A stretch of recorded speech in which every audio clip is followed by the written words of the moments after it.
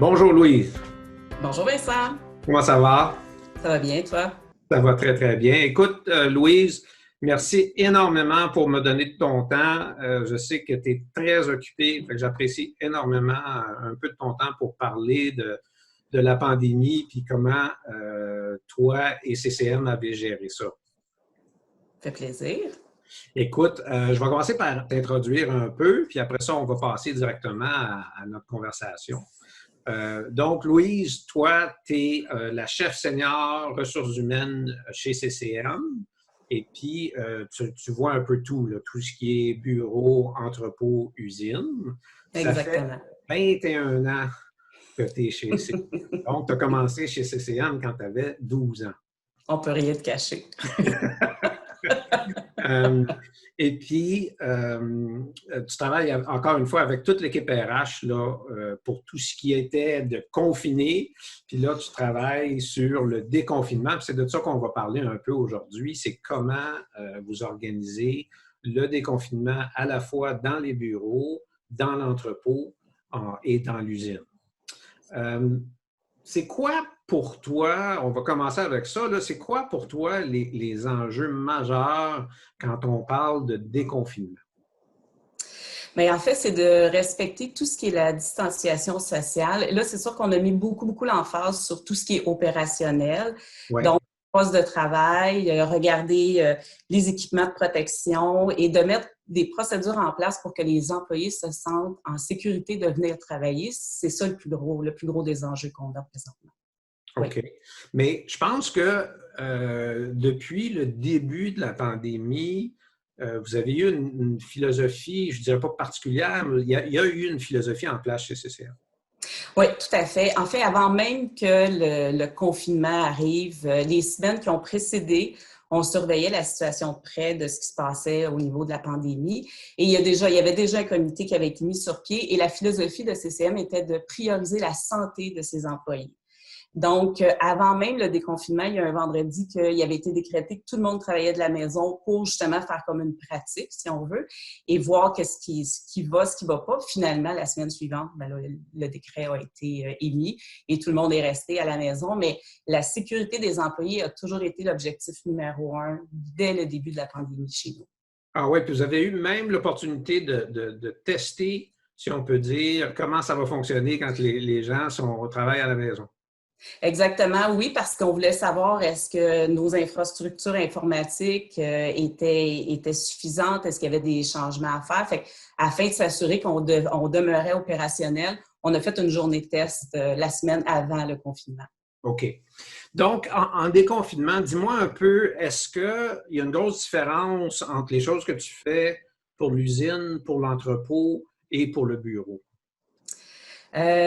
Pour l'entrepôt et l'usine, ça se ressemble énormément. En fait, il y a des procédures d'entrée. C'est des entrées, évidemment, un par un. On pose les questions d'usage, on prend la température. Il y a une procédure lavage de mains, le port d'équipement. On a aussi changé tout ce qui est les installations sanitaires. Tout ce qui devient sans contact a été fait. Que Oui. ce soit autant l'usine que le centre de distribution. Fait on a vraiment regardé dans le détail tout ce qu'on pouvait faire. Il a fallu repenser le temps des pauses, le temps des repas, afin de minimiser là, les croisements entre les employés, puis selon les espaces qu'on avait.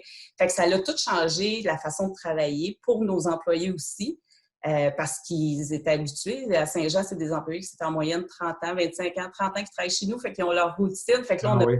changer la routine de plusieurs.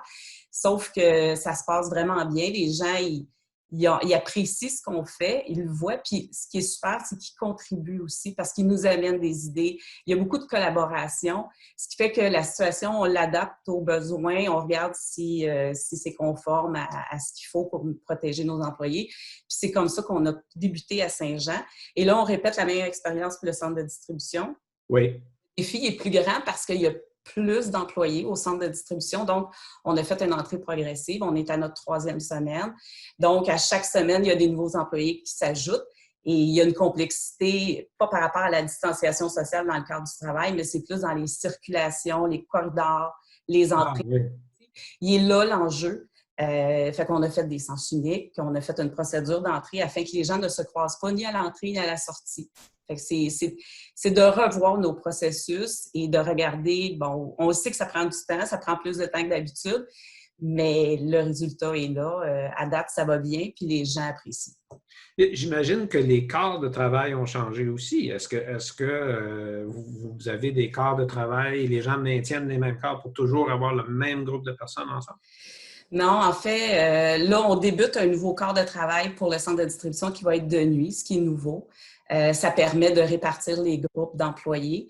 On a aussi décalé un peu les heures d'entrée. Fait que, exemple, vu qu'il y a un gros nombre d'employés à Ville-Saint-Laurent, certains vont rentrer pour 6h45, d'autres à 7h. On a décalé les temps de pause. On a fait décaler aussi les dîners pour s'assurer qu'il y ait un nombre de personnes réparties pour éviter. En fait, c'est toujours ça la complexité, c'est les rassemblements. Il ne faut pas qu'il y en ait. Fait qu'on a tout distancé les tables à la cafétéria. Fait que tout a été pensé en fonction du nombre d'employés maximum qu'on peut avoir en même temps. D'où les 2 dîners, les 2-3 pauses, puis tout ça. Mais tu disais que pour le bureau, c'était différent. Oui, bien, présentement, le mot d'ordre, c'est que les gens continuent de travailler de la maison jusqu'à la fin du mois de juin.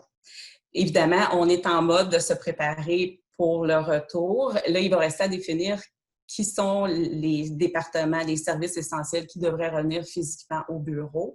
On travaille là-dessus, à savoir qui ça sera, mais aussi de regarder toutes nos aires communes, l'accès que ce soit les salles de bain. On ne peut pas avoir le même nombre de personnes. L'accès aux salles de bain n'est plus le même. Il faut tout revoir, il faut tout penser. Fait que là, c'est sûr qu'on a mis beaucoup d'emphase sur nos opérations. Et là, on travaille de plus en plus à regarder qu'est-ce qu'on va faire pour opérer les bureaux. Mais c'est sûr que le travail à la maison va demeurer une alternative pour nous.